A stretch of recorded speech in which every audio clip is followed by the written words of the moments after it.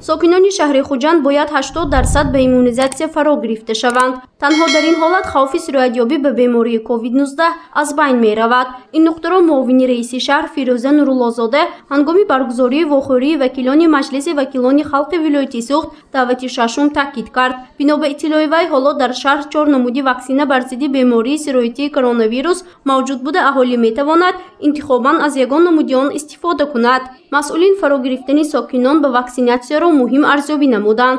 هر یکی ما جامعه که علاقمند هستیم، هر یک ما میبرویم بزرگ و بریم حوزه ها و مرکز های سلامتی، فرزندان ما اوایل برآمده مکتب ها و مؤسسه های تعلیمی و تا مکتبی و بیان همه که در علاقه هستند. ما نمیتوانیم خودمون از جامعه جدا کرده احتیاط کنیم. ملاقات ساکنان محله توتیکالانی شهر خوجند با وکیل ولایتی سعادت امینجانوه در مؤسسه تعلیمی رقم 18 دایر گردید. در آن مسئله های پیشگیری از بیماری سرایتی کرونا ویروس، دعوت جوانان به صف قوه‌های مسلح، صرفه‌کارانه استفاده نمودن نیروی برق، پیشگیری شامل شوی نورسان به تروریسم و اکستریمیسم و مشکلی و معمای ساکنان این محله مورد بحث و بررسی قرار داده شد. سعادت امینجانوه هنگام سخنرانی از دستاوردهای 30 سال استقلالیت جمهوری تاجیکستان یادآور شده نسل جوان را با آموختن علم و از خود نمودن دانش‌های زمانوی تلقین نمود. معاون رئیس شهر خوجند فیروزه نورالله‌زاده در مورد استفاده ثمرناک نیروی برق به فعالان محله تاکید کرد که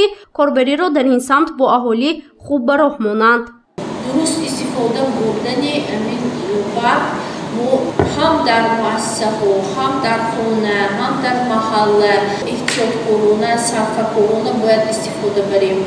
در جریان ملاقات ساکنان محله توتیکالان دایر به معماهای گوناگون جامعه و پیشنهاد در سمت آبادانی محلی زیست اندیشه‌های خود را بیان نمودند. اشتراکداران واخوری بیشتر در مورد تعمیر راه تا مؤسسه تعلیمی رقم 18 و آبادانی اطراف بینای مکتب را به مسئولین پیشنهاد نمودند. در پاسخ به سوال ساکنان گفته شد که این معما در آینده نزدیک حل خود را خواهد یافت.